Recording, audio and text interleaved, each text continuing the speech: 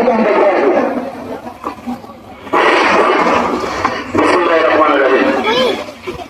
আজকের অনুষ্ঠানের সম্মানিত সভাপতি, উপস্থিত শিক্ষক মন্ডলী, রাজনৈতিক নেতৃবৃন্দ, আমার প্রিয় ছাত্রছাত্রী বৃন্দ, আসসালামু আলাইকুম। আজকের অনুষ্ঠানে আসলে রাজনৈতিক ব্যক্তিবর্গ নেতৃবৃন্দ যে বক্তব্য দিয়েছে সেই বক্তব্যের পরে আমি ওদিকে যাব না। তবে আমার এই অল্প বয়সে আসলে বয়স মোটামুটি হয়েছে, এই বয়সের মধ্যে সবচেয়ে দুর্বল সাংস্কৃতিক অনুষ্ঠান আজকের এই অনুষ্ঠানটা সবচেয়ে দুর্বল। কারণ আসলে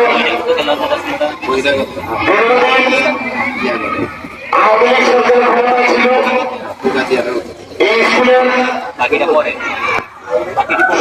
প্রধান শিক্ষক ছিলেন সমানন্দ মিত্র। যেভাবে হোক আসলে উনি যতদিন দায়িত্ব পালন করেছে, স্কুলে আসলে সাংস্কৃতিক অনুষ্ঠানগুলি খুব জাঁকজমকপূর্ণভাবে হয়েছে। এই বছর হয়তো রাজনৈতিক কারণে হোক আর যেই কারণে হোক শিক্ষক মন্ডলী অত গর্জিয়াস করতে চায় নাই, আমাদের সাথে সেইভাবে আলোচনাও করে নাই যে সুন্দরভাবে বড় আকারে একটা স্কুলের একটা বার্ষিক ক্রীড়া অনুষ্ঠান এবং সাংস্কৃতিক অনুষ্ঠান শেষ করবে। যদি করতো, তারা আলোচনা করতো, তাহলে আরো অনেক জাঁকজমকপূর্ণ সাংস্কৃতিক অনুষ্ঠান হইত। যে ছোট একটা ঘটনা ঘটেছে, এটা আসলে আমাদের আগ্রহ সাহেব বলেছে। আমি আশা করি আপনারা এটা অন্যদিকে না নিয়ে, আসলে বয়সের কারণে অনেক সময় অনেক কথাবার্তা উল্টাপাল্টা হয়ে যায়, এটা আস্তে আস্তে আসলে তারও বয়স কম। আমি আশা করি, আমি দুঃখ প্রকাশ করছি কারণ সে আসলে বাংলাদেশ জাতীয়তাবাদী দলের একজন সদস্য। আমি দুঃখ প্রকাশ করছি তার এই আচরণের জন্য, কারণ যেহেতু আমি বিএনপির সভাপতি থাকা অবস্থায় আমার সামনে সে আসলে এই আচরণ করা সঠিক হয় না, তার জন্য আমি দুঃখ প্রকাশ করছি এবং আমি আশা করবো ভবিষ্যতে এরকম আচরণ হবে না। কারণ স্কুলের অনুষ্ঠান এখানে আওয়ামী লীগ থাকবে, জামাত ইসলাম থাকবে, জাতীয় পার্টি থাকবে, বিএনপি থাকবে, সকল অঙ্গ সংগঠনের নেতারা থাকবে, সামাজিক লোকেরা থাকবে, সকল নেতৃবৃন্দ ছেলেমেয়েরা থাকবে, তারা স্কুলে পড়ালেখা করবে। এটা হল নিয়ম। আসলে দীর্ঘদিন যাবৎ গণতন্ত্র না থাকার কারণে আমাদের মধ্যে আমাদের একটু ভোট আছে, এই ভোটের কারণে হয়তো কিছু উল্টাপাল্টা হয়ে যায়।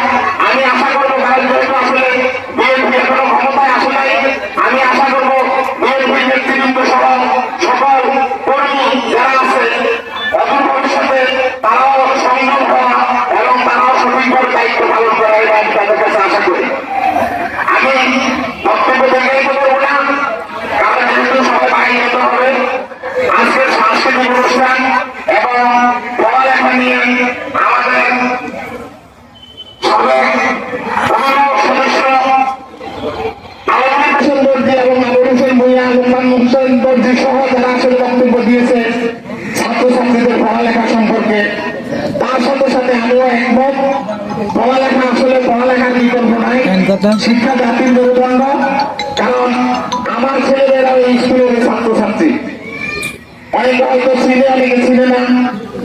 নওশীন তাবাসসুম সে ইংলিশ অনার্স করে ছাত্র মহিলা চলেছে, ইসমিনা আহমেদ পাবেল সে পলিটেকনিক্যাল ইঞ্জিনিয়ারিং করতেছে।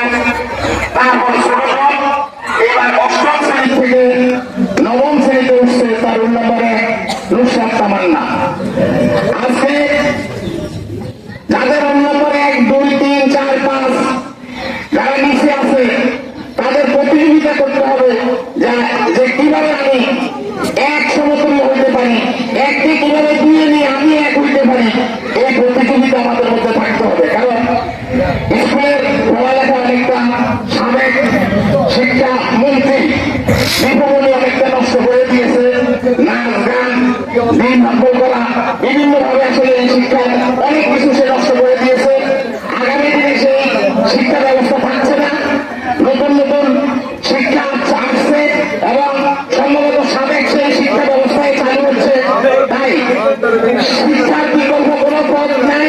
যারা ছাত্রছাত্রী আছো তোমাদের প্রতি অনুরোধ থাকবে পড়ালেখার বিকল্প নেই। কারো দেখে পাস করা কোনো লাভ নেই, কোনো কাজে লাগবে না, কোনো কাজে লাগবে না। আমার বড় ভাইয়ের ছোট মেয়ে কিছুদিন আগে সে মেডিকেল পরীক্ষা দিচ্ছে, বড় ভাই আমাদের ফোন করে বলছে সে রাজশাহী মেডিকেলে সে গভর্নমেন্ট ভাবে সে ডাক্তারি পরীক্ষা টিকেছে। তো এটা একটা খুশির বিষয় না? আমি চাই এই স্কুলের ছাত্রছাত্রী তোমরা যারা আসো তোমরা এমন ভাবে পড়ালেখা করবা, একটা উদ্দেশ্য থাকতে হবে যে আমি ডাক্তার হব, ইঞ্জিনিয়ার হব, অথবা আমি উপজেলা নির্বাহী অফিসার হব। উদ্দেশ্য না থাকলে আসলে তোমরা অগ্রসর হতে পারবে না। তাই তোমাদের প্রতি এই আহ্বান রেখে আমি আমার সংক্ষিপ্ত বক্তব্য এখানে শেষ করছি। আসসালামু আলাইকুম ওয়া রাহমাতুল্লাহি ওয়া বারাকাতুহু। أعوذ بالله من الشيطان الرجيم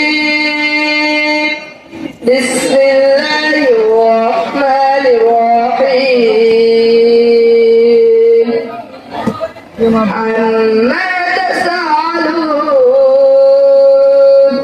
عن النبأ العظيم الذي هم فيه مختلفون كلا سيعلمون ثم كلا سيعلمون ثم كلا سيعلمون ألم نجعل الأرض مهادا والجبال أوتادا وخلقناكم أزواجا وأنزلنا من المعصرات ماء